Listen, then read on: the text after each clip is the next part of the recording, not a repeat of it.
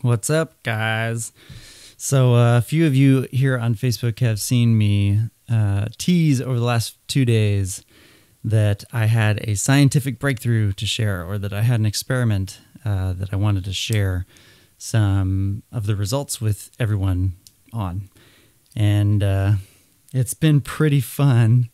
Not gonna lie, I've really come alive in the last few days, just experimenting with this topic that I'm about to talk about. So what I'm teasing here, well, let me start with the actual breakthrough, and then we'll go into the context of what actually happened. So basically, through a series of sessions with a family member, a specific family member, that family member was able to finally, for the first time in their entire life, imagine a picture in their mind's eye. Now, if you've never heard of people that can't do that, like a lot of people haven't heard about it, but there's select few people in our modern world that actually cannot, if you tell them to close their eyes and picture a cat or picture a pink elephant or something, as a classic example, that they can't actually close their eyes and imagine the image in the back of their head. So I've met people like this throughout my life. It's kind of weird that I've met so many of them because it's a pretty rare thing, actually. And when I first started meeting them, this topic didn't even have a name. People didn't even know what to call it. Just within the last few years, they've come up with the term aphantasia for this. I don't even like calling it a condition because I don't think it's necessarily a condition at all. It's just how their brain has learned how to process information.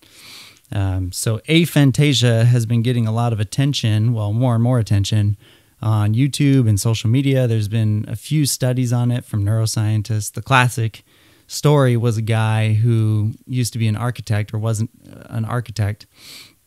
He used to use his imagination vividly to come up with the blueprints that he was going to draw up next for his job.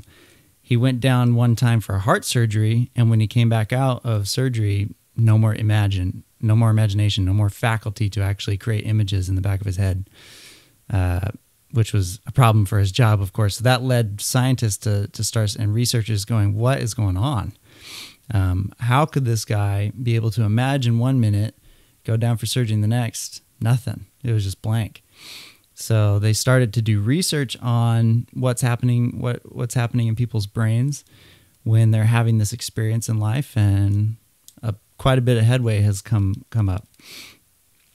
So yeah, like I said, I've just been meeting people like this randomly, and it always sort of irked me or got to me because the imagination has been such a pivotal role. It's played such a pivotal role in my life, since I was a kid.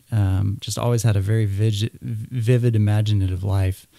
Would used to daydream, and actually as I grew in spiritual things, realized that the imagination has a lot to do with facilitating spiritual things in my life. So it always sort of bugged me when people would come to me, or I'd meet people like my old roommate or family members, 2 of them that I know of, and say, hey, like, I can't picture stuff. I can't create images in my head. I'd be like, what, really? Well, do you want to? They say, yeah, my roommate really, really wanted to back when I used to live with him. And it just got to me. I knew that they were missing out on something. And if they really wanted to experience it, man, I wish there was a way that we could help them. Well, that's why I was so excited to share with you guys what was going on with this, because I met another family member a couple weeks ago, realized that she also had aphantasia to a certain extent. And so that just rekindled my desire to actually figure this thing out to the best of my ability. What happened was I stumbled upon a video of a guy describing that he used to have aphantasia, and then his professor actually helped him get over it, or helped him learn how to see images in his mind. And he described a process called image streaming. So I'll actually post a link to that video down in the comments so you guys can check it out too. But that really rekindled my thought of, hey, this actually has a solution. This, for people that want to see images, I don't think everybody not everybody might want to actually develop that faculty, but this might work. And so I called up my other family member who I'd known and had it for a few years. Well, she's had it for her whole life, but I only knew about it in the past 5 or 6 years. Called her up and said, hey, would you want to do 7 sessions? Let's go for a week every night and try to see what happens. So try to see if your aphantasia starts to shift or change or anything like that. And we really didn't know what was going to happen. I had some insight on how to actually approach some of what we did because I've looked into the brain and how it works, and neurons between the brain, and how information is processed from a time when you're a child to growing up. And so I already had some sort of idea about what we were going to do, but I had no idea what the outcome was going to be from our sessions. So anyway, 7 sessions total. We did 7 sessions. We just finished our last one last night. And she started off, keep in mind, she started off with zero imagination image-wise ever in her entire life. The most she would describe that she would have is like she would dream sometimes and then realize, I just had a dream, but I can't for the life of me think of a picture or a scene from the dream. It's like she would experience the dream and know what was happening in the dream, but couldn't actually drum up any of the imagery from what she was seeing. And the same for her was with like memories and stuff. So if she went on a hike, she could remember things about the hike, remember things that happened. But in terms of the actual images from the hike or like some sort of visual reference of what the hike was like, then there was always nothing. So this is something that's bothered her whole life, especially after she figured out. A lot of people don't actually know they have it until they talk to other people and go, what, you can picture images in your head? I've never been able to do that. So that was the same with her. I think she was probably about 21 or something when she finally figured out, wait, they're talking about something else. So anyway, that's where she started.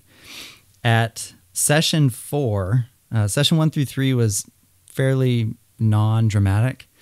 And then after session 4, she realized that she started to observe more details in her waking life. So she was noticing patterns like she never really had before. She was noticing colors like she never had before. Texture was really jumping out at her. So I could tell already that something was happening within her brain that was like rewiring some of the way that she even saw her local environment.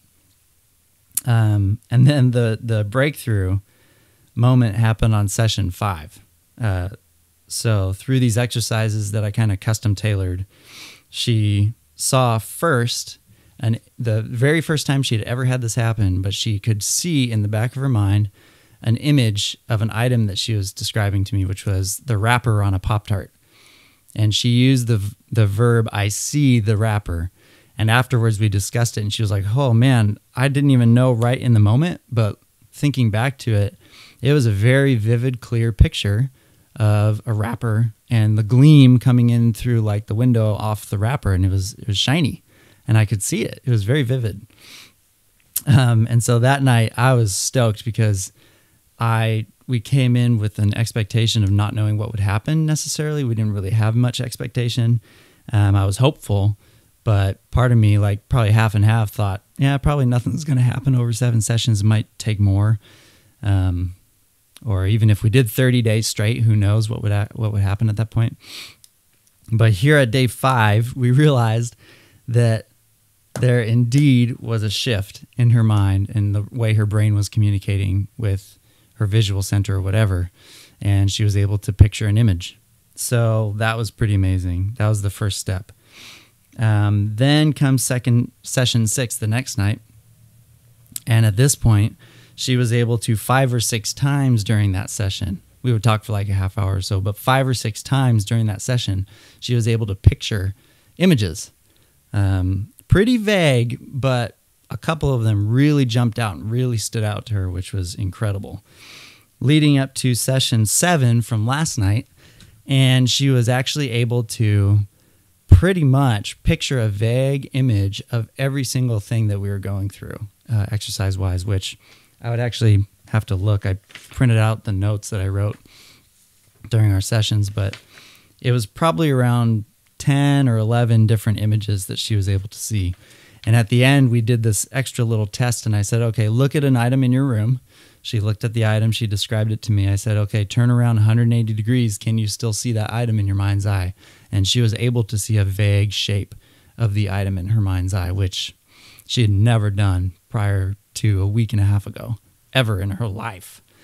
So anyways, I was stoked. She was pretty stoked. She still wants more. She still wants to see her dreams vividly and be able to recall stuff like that. We're really excited to see what happens from here. Like, does her progression start to take off and grow from here? Does it require a lot of practice still? We're not sure. Hang on, I gotta pause and restart.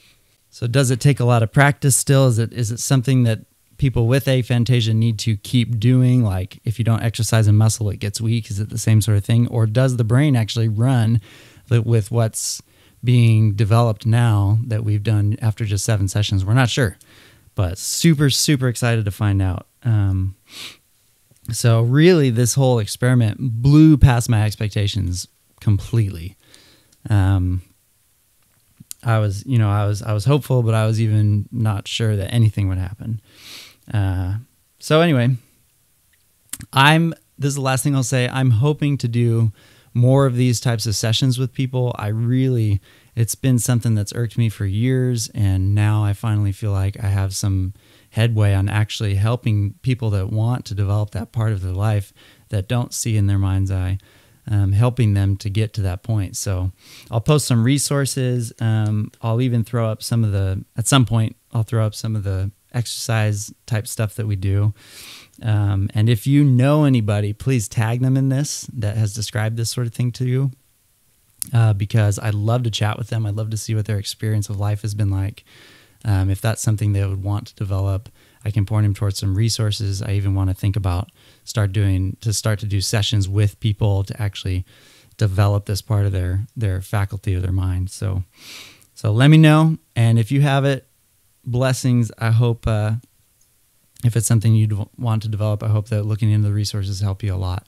So, yep, that's it. Science and breakthrough. Amazing. Anyways, I'm going to go imagine all the people with aphantasia that I will get to meet